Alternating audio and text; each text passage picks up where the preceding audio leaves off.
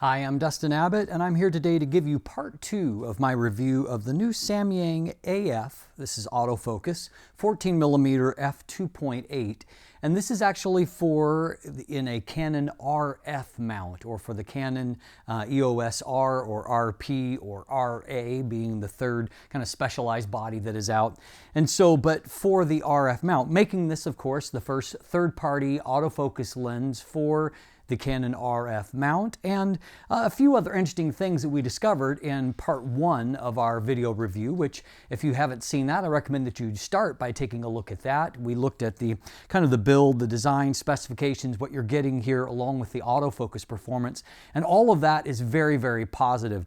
But one of the things that really stood out to me is that it's clear that Samyang and hopefully other third-party manufacturers, as they start to roll out lenses for the EOS R systems, that it seems like they are getting more first-party support in camera than what they ever did on, the typical DSLRs, which has been almost exclusively the domain of Canon-only lenses until in the last year and a half or so I saw some Sigma lenses starting to break into the lens aberration corrections.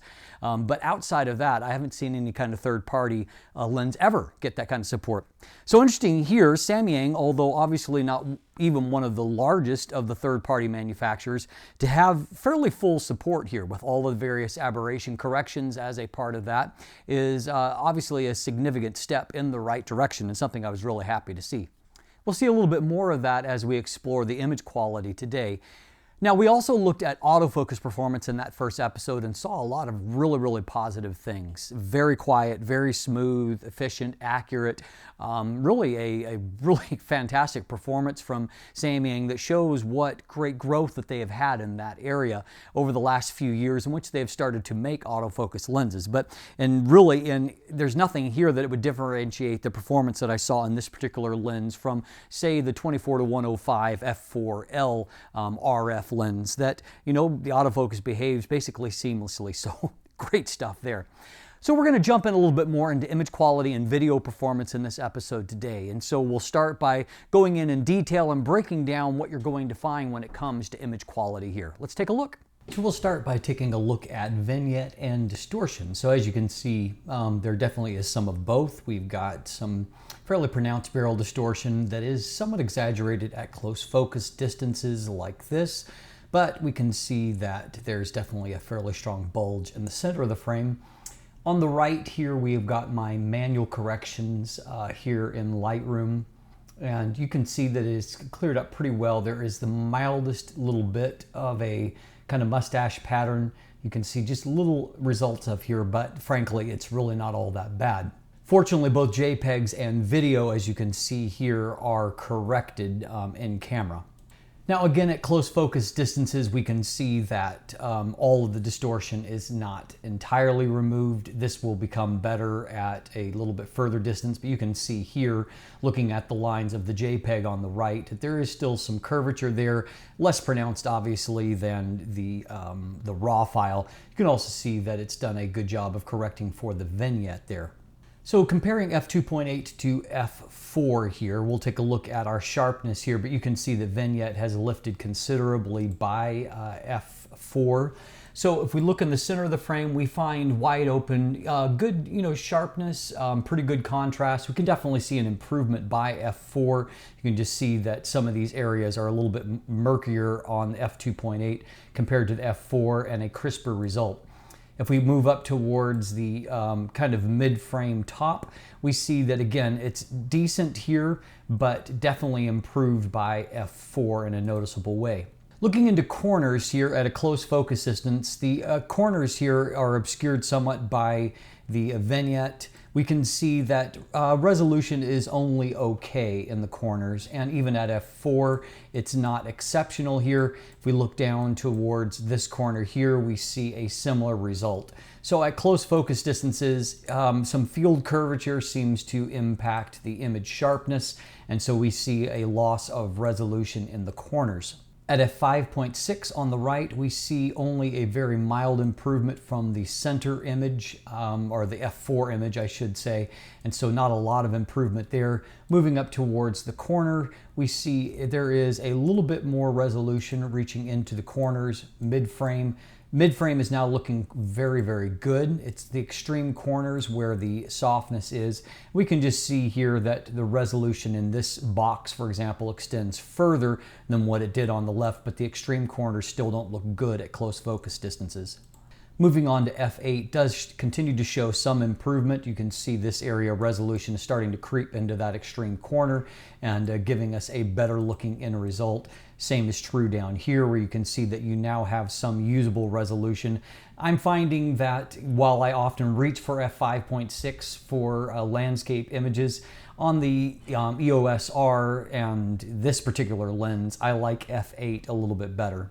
Now taking a look at some real world examples, this is portrait shot, so middle of the frame, f2.8 actually looks quite good. This isn't obviously your first choice when you're reaching for a lens to shoot portraits with, but I wanted to just give it a shot in this kind of environment. Here's another one here. I've cropped in a little bit, but you can see that at these closer focus distances, IAF has worked and given us a nice looking result, and so center of the frame sharpness is fine for that purpose.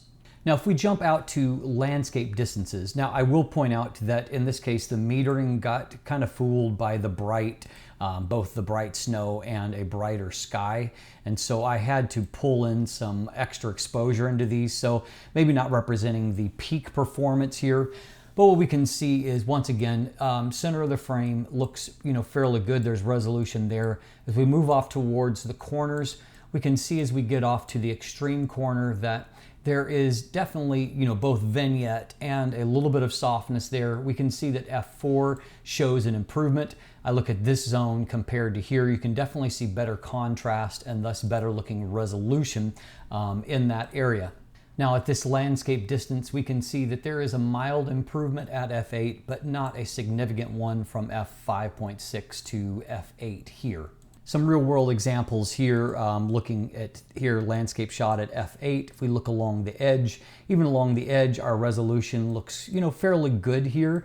Lots of detail, good contrast. I mean, obviously we've got a lot of varying textures here, and so it's managed to do a good job with all of that. You can see that there is some distortion that is, affecting this. Also, you can see a little bit of pinkish here where a little bit of vignette remains. Sometimes you get a little bit of a weird effect. I'm finding particularly on the EOS R in snow conditions, sometimes in the corners like this.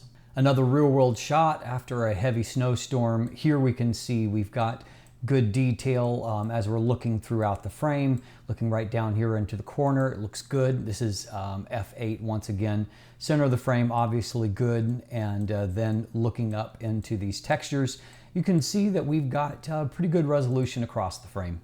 Another similar kind of shot though, in a little bit brighter, maybe a little bit better lighting conditions. And here with a little more brightness, we can see that contrast looks better still. One thing worth pointing out is this is a really dramatic focal length. And so if used right, it can really give you some unique images. Here's another such image. You can see just the overall look of the image is really, really quite nice. I think the color seems to be pretty good out of this lens. And unlike the original manual 14mm Rokinon Samyang lens that I reviewed, there's a little bit less stretching in the corners. It's also worth noting it's a little less wide than what that lens is. And maybe that little bit of loss of wideness has produced a more usable end result. Here, obviously, we have really bright conditions, but we can see that it's done a pretty good job. Some of these textures in this particular image are a little bit muddier than what I would like. I find that, it really it's kind of scene specific whether or not I think the sharpness is good or I think it's not as good. And some of these textures I don't love in this area here.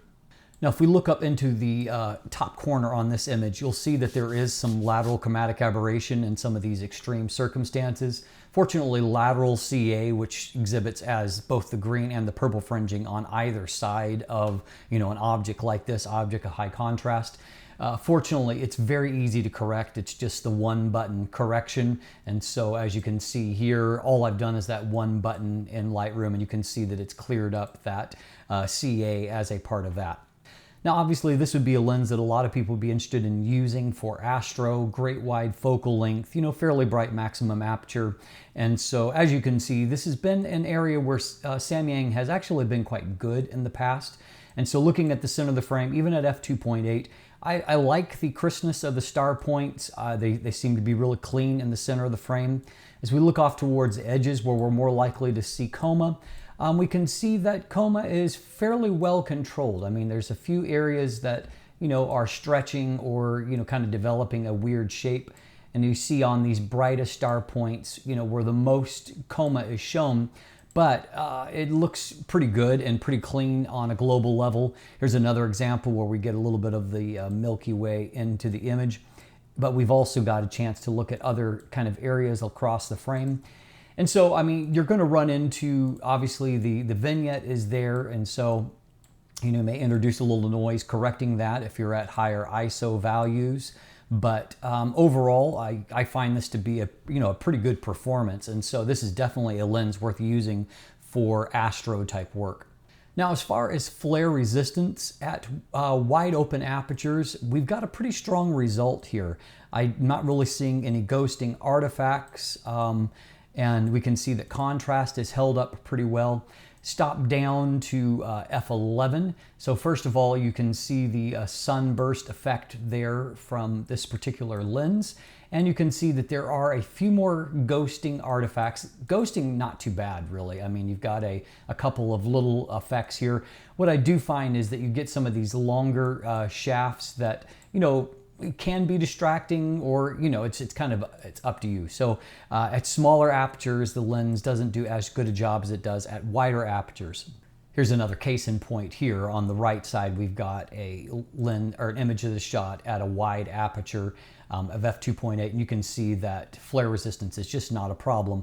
On this left side, we can see that we again shot at f11 to a very bright sun, but we've got a little bit of ghosting artifacts up here and down in here, and you can also see those kind of longer shafts coming out. But overall, not a bad performance when it comes to flare resistance. Now, it's interesting when it comes to this lens that I kind of had a shifting target over the course of my review. I've been working with this lens basically throughout all the month of December, and found that initially I was a little bit disappointed with what I saw. The lens was a little bit softer than what I've come to expect from Samyang lenses. But at some point, I don't know if it was learning to use the lens better, or I can't really attribute as to what the cause was, but my opinion started to shift as I saw, you know, improved results, some images that I was very impressed with. And so the one adjustment, as I mentioned in that segment, that I did do is that I tended to shoot a little bit more with an aperture value of f8 rather than f5.6, and I found, at least for landscape images, I got results that I liked a little bit better. Now, if you're shooting, you know, more towards the center of the frame, not landscape type images, wide apertures are just fine, but it's not as sharp in the corners. When it comes to that, mid-frame is not bad, but extreme corner is not great. So you need to stop it down a bit if you really are looking for corner performance. Ironically, however, that didn't seem to be a big factor when looking at Coma in the night sky. I found that night sky images actually look quite good, and in many cases I think that the images, maybe when focused towards the edge of the frame, were just fine, or working with a really nice flat plane of focus. So I do think that maybe field curvature might be more of the issue at play here, which is not necessarily unusual for such a wide focal length. Now, speaking of that focal length, that's one area that makes this lens quite interesting for video, particularly if you're talking about 4K, which I shoot almost exclusively, and while you're talking about, at the moment, the limitations inherent of the EOS R. I'm hoping, presuming that at some point Canon is going to deliver us a camera body that can shoot 4K without such a limiting crop factor. Fortunately, when it comes to this particular lens, this is the kind of lens that can overcome that to some degree and be very useful for video. Let's take a look. Now, in our last episode, we noted how good the autofocus was, and that's one part of what makes this an attractive video lens. The other, of course, is the fact that it's one of the few lenses with such a wide focal length that 14 millimeters, when applied to the crop factor in 4K of around 1.7 times, gives us an angle of view of somewhere around 24 millimeters, which of course is a very useful, very popular video format, both for shooting the kind of footage that you see here, but also of course for doing vlogging type work where it provides a good angle of view, a cinematic feel. And as you can see from this footage, it's a lens that you can put on a gimbal and you can get nice looking footage. The fact that it has profile corrections allows it to give you clean looking footage, and as you can see here, as autofocus moves, it's essentially pretty seamless looking. You don't really see any kind of stepping taking place. Autofocus is actually quite smooth here, and the end result is that this is a very attractive lens to use for a variety of different video work. So as you can see, this is going to be an intriguing lens for those that are wanting to do vlogging on a Canon, a camera like the EOS R, and they want to shoot 4K, because it provides you the kind of focal length that you're looking for. And frankly, I thought that the footage there for, kind of the vlogging perspective was nice and crisp. And so nothing to complain about when it comes to that, even shooting wide open as I was there at f2.8. So in summation, this is an intriguing lens for Canon. I suspect that it's not as high performing at 14 millimeters as, say, what the Canon 15 to 35 millimeter f2.8 RF zoom is.